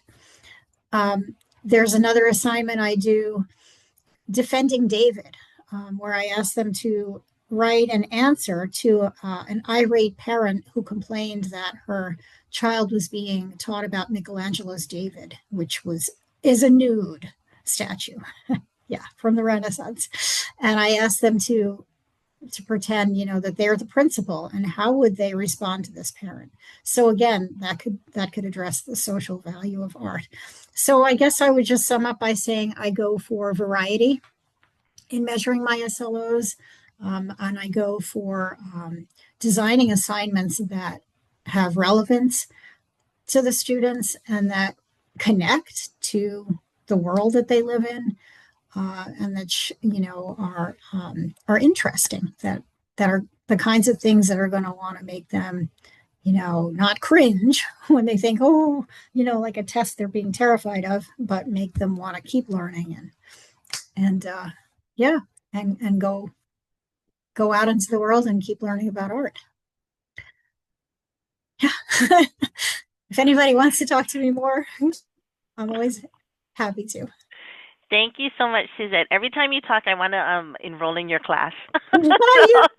You're most welcome, Erin. I would love to have Oh, thank you so much. And I just loved all the different perspectives that each of you brought. I'm going to throw it back to each of our speakers for one last question. If you could provide one main idea or takeaway or final thought that you would want to make sure that our all participants take away from your presentation today, what would that one thought, final thought be? So I'm going to throw it over to Michael first. What is the one main thing that you would want to make sure that they get from what you presented today? I guess I would imagine if you commit part of your practice to assessment and give it its time as a part of your work, then over time, I would imagine you'll become quite good at it and find its utility. You might not find its utility immediately, but something over time will definitely be an improving practice. Great. Thank you so much, Michael. How about you, Pete? Don't think of assessment as something scary. Think of assessment as something fun. All right. Thank you. Reina? I would say use assessment for self-growth. Think about how you can use your data to improve yourself as a teacher and educator. Very good. Thank you, Reina. And last but not least, Suzette. I would say be creative in your assessments. Don't fall into a rut. Change them up. See what works. Yeah, that's a good way to keep students engaged. That's and good. yourself. That's what. Yeah, you're the boss of you. You can do what you do, right? What makes sense for you and for your class. So very good. But thank you once again to our presenters. I got a whole bunch of your resources. We'll make sure to link it for everyone, and I'll give them your information too in case they have follow-up questions for any of you. But thank you so much. Thank you. Thank you. Thank you, everybody. It was great. Yeah. Thank you. Yep. Bye. Have a good one, Bye. everyone. Take care. Bye. All right. How are we feeling? Got to shake off and stuff? Yeah, pretty good. All right. So, so just to kind of debrief. Oh, Suzette, you can go. You don't have. You can stay if you want to, but but you're finished. Okay. Thanks, Okay, Suzette. bye. Bye, everybody. Bye. So I think one of the things that I got from the presentation too that I just want to relate to you folks is that assessment can be as simple or as complex as you want it. And like, just kind of keep in mind that for the presenters, this is not just something they did in their first semester. This is over time. So starting off simple, like I really liked Reina's, her, just a simple spreadsheet that says this is your CLO and this is the assignment that's linked to it. These are the results, and just doing something simple to start, something that makes sense for you. That's perfectly fine. And again, you choose what assignment matches each of the CLOs, right? And so I think just kind of keeping that in mind that it doesn't have to be this complex thing. Like Michael's thing is excellent, and I would encourage you folks to look at his spreadsheet. It's very robust, but that's a 20-year spreadsheet in the works, right? So you don't have to, if you want to be there, go for it, but you don't have to be there. You don't ever have to be there if you don't want to, because at the end of the day, we just want to say, this is what we taught, this is how they responded to what we taught, and what did we learn from it? And that's what assessment is, yeah? I did throw in the chat that in December, our assessment committee is going to have a couple of workshops to help people kind of learn a little bit more about assessment. We're going to probably come out with a campaign about it to introduce just I like my acronyms, but like just to have a quick acronym to kind of talk about the process of assessment, and then also we'll have like an open lab so you can bring your data and input into Anthology so that you'll have people there to help you input if you need to. So that'll be at the end of the semester. We're going to try and test that out to see if that's a way to support people. But I want to kind of just throw it out to you folks. Any thoughts? Any thoughts about this? How are you? Or you know what? Let's do it this way. In the chat, write down one word that you're feeling after hearing the different presenters on assessment. So go ahead, write down a word in the chat, and then you can just hit. Excited! I love it! Oh my God. Inspired! That's wonderful. Very nice. Aw, very good. That's good. Yeah, assessment should be something like that you can have fun with because it's always good to. I don't know if you're like me, but I like to know where I'm at. It doesn't matter where I'm at. I just like to know because then I can do something about it, right? So self growth. Oh, I like that, Jolie. And productivity. Did anyone feel overwhelmed at all? Like, oh my God, this is like a lot. A little bit Yeah. too, yeah. Yeah, absolutely. And I think that's totally normal too. So again, you are the boss of you. You're the boss of your course. Make it so that it's manageable and it makes sense for you. That's the bottom line. That it's manageable and makes sense. Okay. Any questions about assessment from the presentation? Anybody have anything that didn't seem quite clear? You guys are okay? We're good? Okay. All right. So doors are open though. So if you ever do come across like questions or you want to talk about anything, then absolutely we can do that. Okay. So what we'll do, I'm going to switch gears a little bit and just talk. We'll spend the remaining minutes just kind of talking about what's coming up for AO. We're in the last stretch, gang. We only have 3 more classes after this, and 2 are huaka'i. So our field trips, we're going to be, it's really important for us to know our sister campuses because it's not just Pu'uloa, right? We have others that are just as important and serve students in very different ways that we need to honor.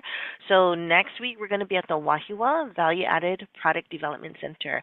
I'll give you folks the address. If people want to carpool from here, you guys can, y'all have each other's email address. I'm going to probably have to go straight because then I'm going to have to set up some stuff over there. But feel free to carpool if you guys want to, or just meet there. For those of you who have kids, I know it's fall break next week, so kids are. I asked if the kids can come, and Wahi was like, "Yeah, bring them. Just have covered shoes." So everybody, just wear covered shoes if you can. And then we will definitely be meeting at 9:30 at Wahiawa. We'll go until 12 o'clock over there as well. And we're going to be talking about Lamaku. We're going to be talking a little bit about AI stuff. And then we're going to be having a mini tour of Wahiawa. And then also they want to showcase some of the stuff that they do over there. So it should be pretty cool. So, okay, so that'll be next week. The following week, we're going to be at Waianaimoku. So, and for there, we'll get a tour of that campus. You'll get to know a little bit about the students that are there and what it might be like if you want to teach out there. You'll get to meet some of our students, and then we'll have a special guest from the Office of Hawaiian Education, Ka'anohi Malama Makomber, who's going to be talking about the Nahopena'o framework and how that can help ground any kind of cultural inclusion or culturally responsive pedagogy that you'd want to consider for your own classes. We also have, and that's something that, of course, there's so much that comes with that and to unpack with that. So Ka'anohi's going to be doing like an overview, but if that's something you're interested in pursuing, then we also have on campus, we have our cultural curriculum specialist who's amazing, Moana Makaimoku, and she can also help with just that consult and just making sure that things are done pono in a good way and that makes sense for you. So we'll be talking a lot about that kind of stuff, the cultural stuff when we get out to Waianaimoku. Then our last class is going to be our ho'ike, and a ho'ike means to demonstrate, to show. It's a way of a sharing of your knowledge with others, sharing of what you've learned, sharing your growth. And so we're going to be doing that, and that'll be on Halloween on October 31st. So I'm going to, I think I gave you the link to the guidelines, but I'm going to just go over it with you real quickly and then see if you folks have any questions about it. So on October 31st, what we're going to do, and I might have mentioned this before, we're going to do it so that it's a video. You're going to be asked to create a video and submit that video to me actually on October 29th, and so that we can put it together. And basically, the reason we do a video is for a couple reasons. Is one, it takes the pressure off of this idea to have to present on the last class. all we gotta do, we sit back, relax, have lunch, we eat, and we just watch videos and we learn from each other in that way. So it's a very relaxed atmosphere. The second reason is for documentation, so that we have some documentation and evidence of what our AO participants have learned and what they've experienced and what impacts might have come as a result of this PD. So we're going to ask you to create a video, 5 to 7 minutes. So you can do whatever you want. You can, and I gave some sample videos. So for instance, we had someone who filmed his whole video in his backyard. We've had other people who have done it at the beach. We've had people who've done Zoom presentations. They do slide decks and they do like a regular presentation. I've had people who do poems. You can do whatever you want, whatever way to express yourself is perfectly fine. Just put it in some kind of video format though, 5 to 7 minutes. And then there are certain things that I want you to touch on. So the first part is going to be sharing with us your teaching philosophy. And now we kind of started to talk about our teaching or work philosophies. If you don't have it fully formed yet, that's okay. You can share what you do have, but you might at least have some values. All of you already have, values or things that kind of are guiding your practices, so you can go ahead and share that. So again, as much as possible, if you have a full-fledged teaching philosophy and it's finessed already, then absolutely share that. But if you don't, then at least share what are the components that you are starting to, and like where are you in that journey of developing your teaching philosophy, and what do you intend to do to make sure you have it intact, let's say by next semester, because it would be good to have this at least pretty solid by the time you start spring semester if you don't already have it. Then we want you to share one thing that you learned in AO that might have impacted your teaching practice. And then the third thing is a reflection. So as teachers, we're reflective practitioners. So what we want to do is, as a result of being a part of this community, what is one thing that you'll stop? And if stop is too final for you, you could be like, well, something I'll modify or I'll adjust. But it's talking about change. What is something that you're going to stop doing or modify doing or changing? What is something that you're going to start doing? Maybe something you haven't done before that now you're going to start in your teaching practice. And then what is something that you're going to continue to do because you've been validated? Like, yeah, you know what? This really works. I'm going to continue to do that. Okay? So 3 parts to your Ho'ike presentation. Again, the way in which you present it is completely up to you. But if you can just hit these 3 points, then that would be awesome. Okay? And then we have at the bottom, we have some examples of people's videos from past cohorts. Okay? All right. Any questions about the Ho'ike assignment? Okay. I have a question. Yes, Jolie. Do you find that most people take a video on their phones or over Zoom, or what seems to work best? I would say it's mixed. So there's some people that will take their phone outdoors and they'll talk. Others who use slide decks, they've been recording themselves on Zoom. When you send me your video recording, you can send it as an MP4. That's fine. I'll convert it to a YouTube though file so that I can keep it in, so it's easier for us to access too. So, or if you convert it to a YouTube, that's fine. Just send me the YouTube link. Stuff. Okay, But great. yeah, people have done on their phone. People have had someone film them. People have just done voiceovers, so they don't even show themselves. People have done slide decks. So yeah, whatever works for you. Yeah. Okay, good. Thank Yeah. you. Any other questions? No? All right. Okay. If not, then that's it for today, and we will see you next week in Wahima. And I'll send out stuff by Tuesday so you'll have addresses and all that kind of stuff. Okay?